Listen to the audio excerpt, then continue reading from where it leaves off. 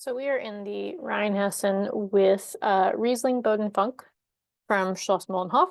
So we've had quite a few from them, but we actually haven't had any of their Boden Funks, I don't think, any in the club so far. And we like Riesling. So we ended up putting this one in. They're all really good, honestly, the Grauburgunders, all of them, but this Riesling one really spoke to us when they sent us a bunch of samples, so we decided to put it in the October club.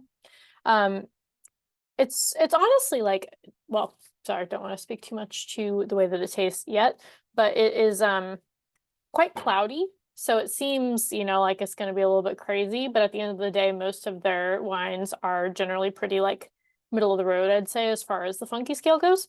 And I would put this one in that category as well. But it definitely looks pretty fun. So on the nose,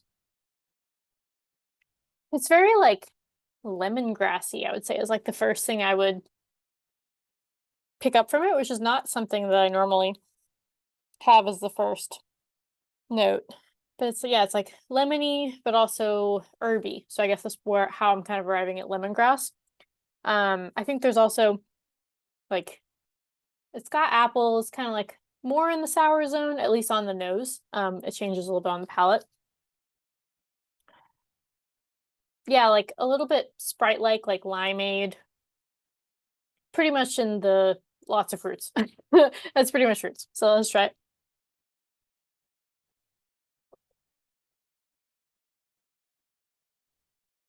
Oh, got that great Riesling, like it's actually funny. I didn't say that it had any like the petrol or whatever, like the most common things you say about Riesling on the nose, but on the palate, it's like the first thing I feel like, because I'm like, oh, this is clearly Riesling. I think it's got that little like petrol note to it there. That must be why. But then yeah, it's got this whole like limeade thing that's really strong in it. Less sour as far as the apples go. I'd say we've gone from like a Granny Smith to like a Honeycrisp on the palate, but still apples. A pretty long finish. So for what it is and for the price point that it's at, I would say it's punching way above its weight. Um, it's a really fun example of a natural wine that looks a little bit like, whoa, like that's pretty natty, but then you can give it to like someone that may not even think they like Riesling or think Riesling's sweet. And this is like a perfect example of what Riesling can be. It honestly like is closer to a New Zealand Sauvignon Blanc than it is what you would expect like a Riesling to taste like. Well, if you were someone that doesn't drink a lot of Riesling. If you drink a lot of Riesling, it's going to taste like a really delicious Riesling, and a fancier version than what like a cabinet, basically. But obviously we're in the Rheinhessen, so we're not getting those types of designations here. So really tasty, great version of Riesling from Schlossmulenhof.